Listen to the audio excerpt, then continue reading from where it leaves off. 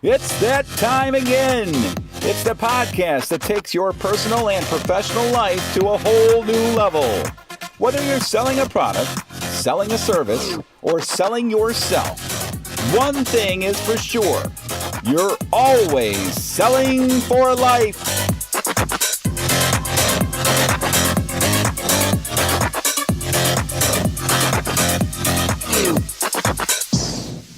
Hello, everyone, again, and welcome to the Selling for Life podcast. I am Steve Griff. So happy to be with you guys. This podcast is sponsored by Ketosis Parts, a world of parts with a personal touch. If you are in the construction business and need parts for your heavy equipment, give Ketosis Parts a call. This podcast is definitely not your typical sales podcast. After listening, you won't only walk away with valuable information that will help you in your sales and personal life, but you'll also walk away likely shaking your head like, what the heck did I just hear? Trust me, it's awesome. And if you heard our first podcast ever, you probably already know what I'm talking about. Are you okay back there? I am. My phone got away from me. Okay. All right. Well, warning before we continue, this is a PC-free zone. So if you're easily offended, we suggest you hit stop right now. Okay? But if you are courageous enough to hang in there, we think you will enjoy what we have to offer, especially ringtones. Any possibility we can maybe just put that on vibrate? Sure, Steve. I can put that on vibrate. Maybe after it stops ringing. So if you are courageous enough to hang in there, we think you'll enjoy what we have to offer. But then, Steve, it's on vibrate. You will be the final judge of that. Okay, Al is off today, the owner of the company, taking care of some personal business. In fact, if you're the praying type, we ask you kindly send a little prayer off to Al and his family. Nothing too serious, I do suspect, but we all do need prayer. Right, Travis? Correct, Steve. Okay. Travis is joining us in Al's place for this episode. And Travis, why don't you please introduce yourself? My name is Travis. I am the sales manager here at Ketosis, and I am also a recovering heroin addict. All right. Way to get it going. We're going to get into that here in just a second. I told him I'm bringing him in here for. He's got a great story.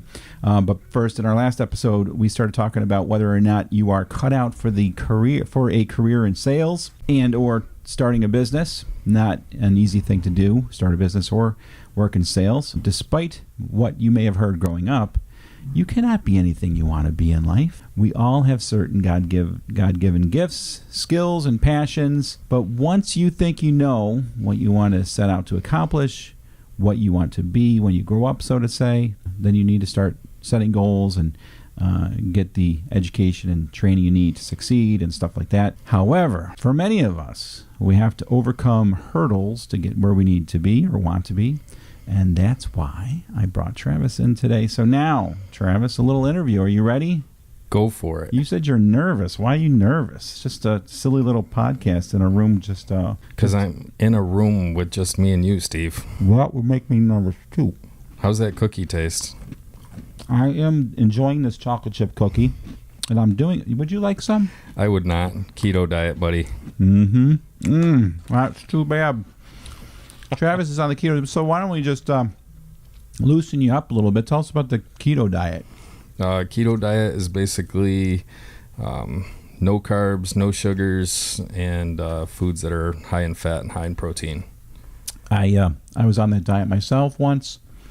A little bit of a plug for it, I suppose, but I am not a doctor. People say don't do it, but I was on that diet and I lost like 10 pounds in 2 weeks.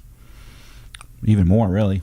I think it was like 15. I lost 5 in my first 4 days. Yep. And I figured out why, Travis. Because you do cut out all carbs and sugars, right? Correct. So you're left to eat what?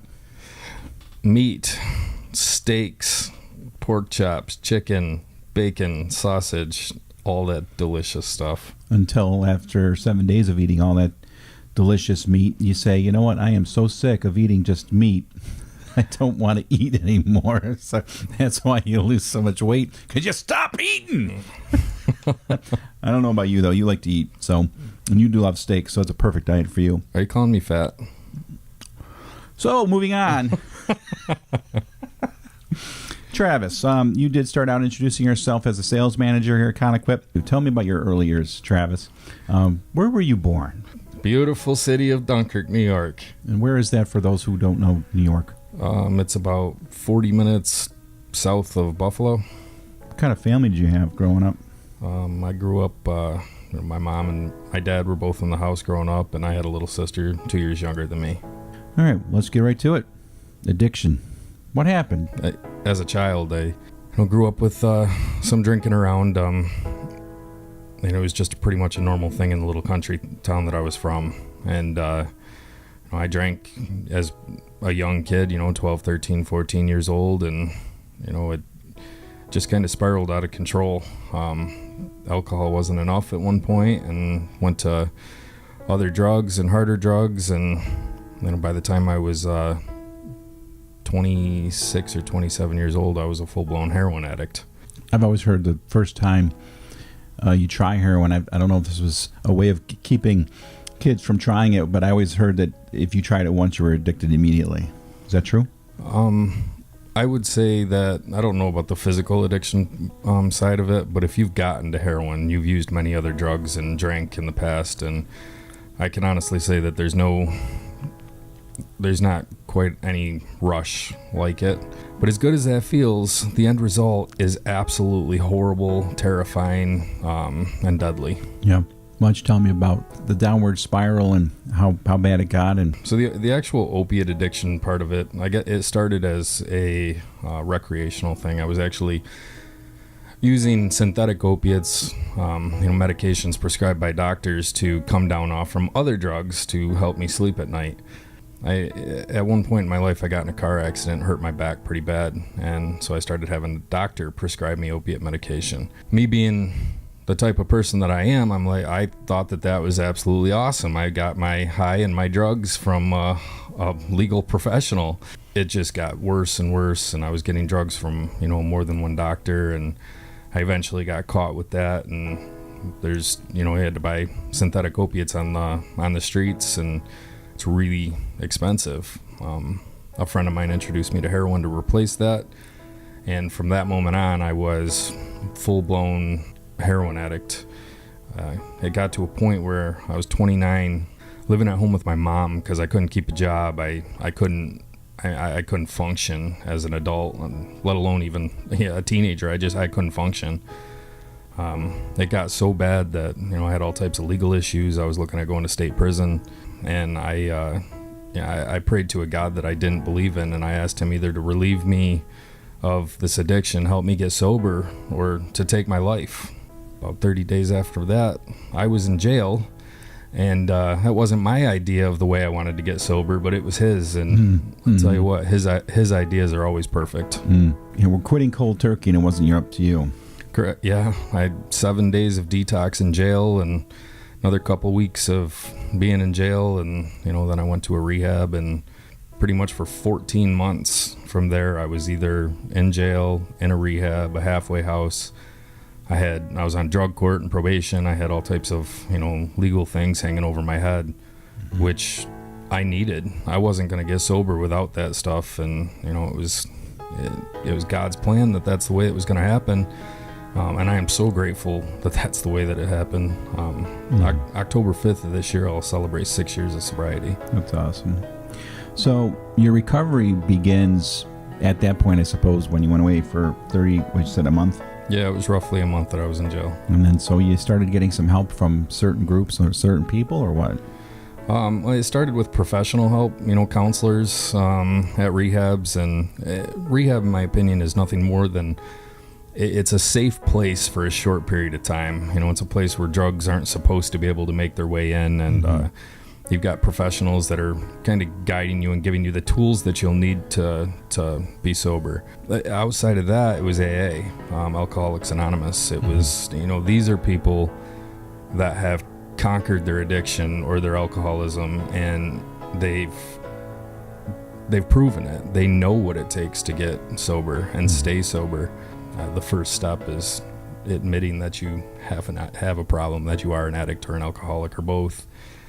And once you admit that, the one major thing that absolutely has to happen to stay sober is you have got to find God. You just absolutely have to have his grace and mercy and just stay with God. That's the only way that it works. I learned that Travis cannot keep Travis sober. I tried many, many, many times and it didn't work, but the Lord can keep me sober. All right. Now, what year was that approximately where you finally turned it around? October 5th, 2012 is the day that I went to jail. Okay. And so, fast forward, I think a year, right? To when I started at Conequip? Yes, sir. Tell me about that. I was sober, I don't know, maybe 14, 15 months. I had just completed all of my programs that I legally had to complete. And I had a couple of jobs right after that were nothing more than jobs. And I remember interviewing with Al and Ben, and the last question that I was asked in the interview, Al asked me, he said, tell me something that you conquered. And I wasn't sure how I should answer that question. You could have told them anything. I could have. They didn't know me. They didn't know anything about me. I don't even think they did a background check on me, to be entirely honest with you.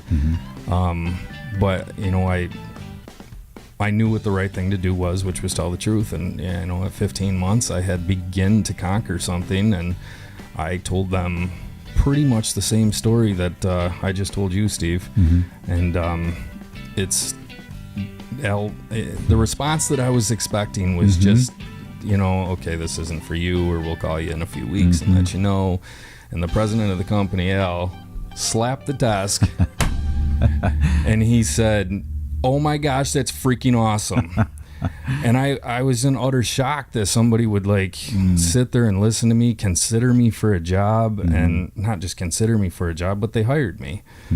And God certainly sent me to Ben and Al, that's for sure. As it turns out, you ended up being the top sales guy. This is what's amazing to me. Just 1 year removed from going to jail, being addicted to heroin, you come in and get a job and flourish. So something in your past helped you. What you think personally about yourself or your situation got you to turn it around, not only with the addiction, but you said you were completely immature at the age of 29? Correct. Right? Yep. And then all of a sudden you go to work and you are killing it at your job in sales. What were the reasons, you think? I mean, there was some things that led up to even my interview with Conequip. I met my wife after being sober about 9 months. So Samantha came into the picture, and she already had a 4-year-old little boy named Dominic, who actually legally on paper this August 21st is going to become my son. Awesome. He's always been my son, but as far as the courts are concerned and the state's concerned, it'll be official August 21st. And fast forward in a little bit, my daughter Nora came into play, and she's just turned 4, and I have my son Brantley now, who just turned 2. So there's these steps that started to happen through the grace of God that led me to become the person that I am today. One of the things that I know made me successful at Conequip was listening and doing the things that were asked of me. The guys that I looked up to here were Ben and Al, and Ryan too. They just kind of guided me along, and I knew that where their wisdom was coming from was from the Lord. And I prayed about a lot. I prayed about everything. I still pray about everything. As far as being successful, it's, kind of making sure that you learn from your mentors and, do the things that they asked you to do. They've done it and they were good at it. Why wouldn't I do it exactly the same way? Which brings us to our topic of the day, and that is overcoming obstacles. Let's talk about that, coming over obstacles in life. What's some advice that you might have? To overcome obstacles, you kind of have to understand what the obstacle is. If you don't understand what the obstacle is, you don't have a chance of overcoming it. The biggest thing for me, I guess, is listening and understanding somebody's needs. Just because we have one thing that may be a solution to the issue, you have to have the right solution. So you got to listen to what the person is talking to you about, what they're asking you. You know, in our particular industry, it's what the quality of the part is, how quickly they need the part, and making sure that those things can happen. You know, price isn't, most of the time, truthfully, isn't the obstacle. It's can you provide what the customer actually needs in the time frame that they need it.